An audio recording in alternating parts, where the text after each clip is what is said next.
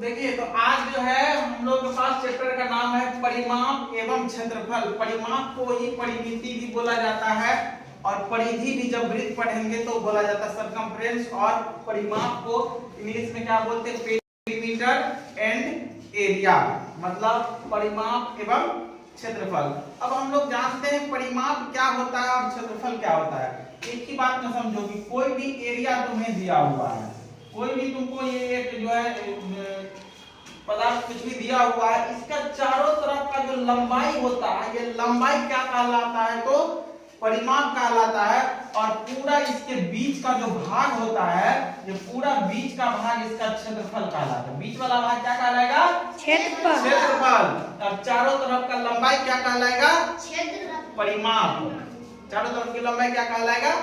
परिमाप। अब यहाँ पे समझो, जैसे ये एक बोर्ड है, बोर्ड में देखो, ये बोर्ड में जितने भाग में हम इसको लिखते हैं, पूरा ये काला भाग जितना जिस पर लिखते हैं, ये पूरा का पूरा एक क्षेत्रफल है।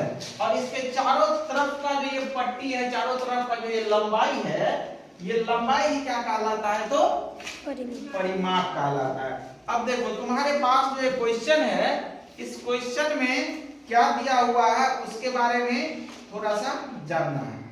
तो हमारे पास क्वेश्चन है कि मुकेश की बहन को स्लेट के चारों ओर लकड़ी की पतली पट्टी लगानी है।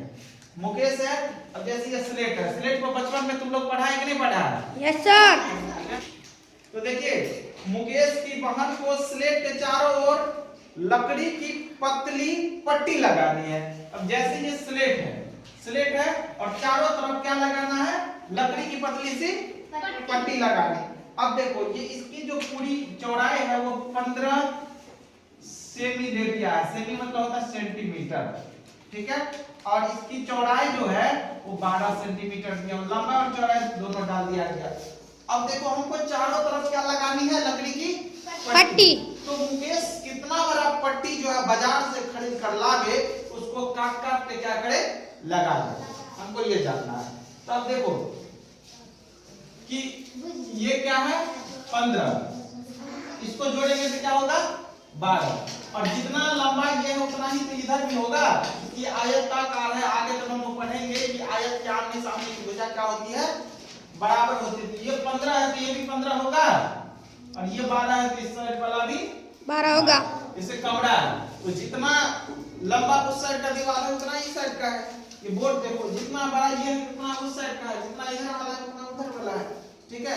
वैसे ही होता है आयत। आयत को रेक्टेंगल बोलते हैं। तो ये कितना बड़ा मुकेश को एक पट्टी लाना होगा, इसके बारे में जानते हैं। तो देखो, यहाँ से शुरू करते हैं। 15 मीटर इधर वाला, 12 सेंटीमीटर फिर इधर वाला, और फिर जो है 15 सेंटीमीटर इधर वाला और 12 सेंटीमीटर इधर वाला। तो टोटल कितना हो गया? 30।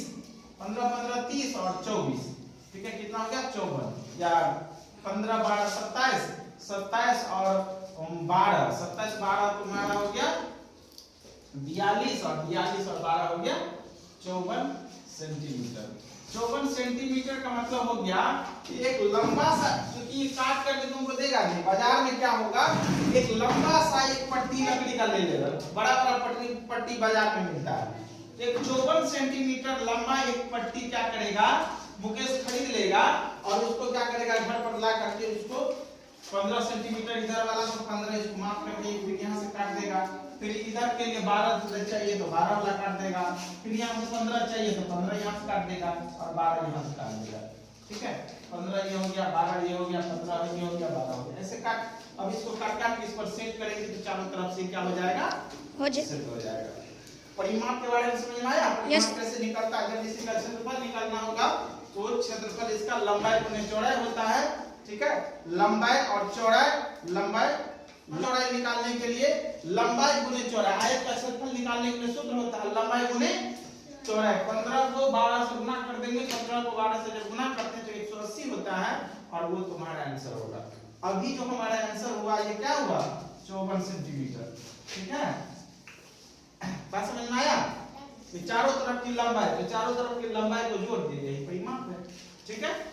तो इस तरह से हम लोग बनाएंगे। कुछ भी दिक्कत होगा तो तुम लोगों को पूछना है। सारी बात समझ में आ गया?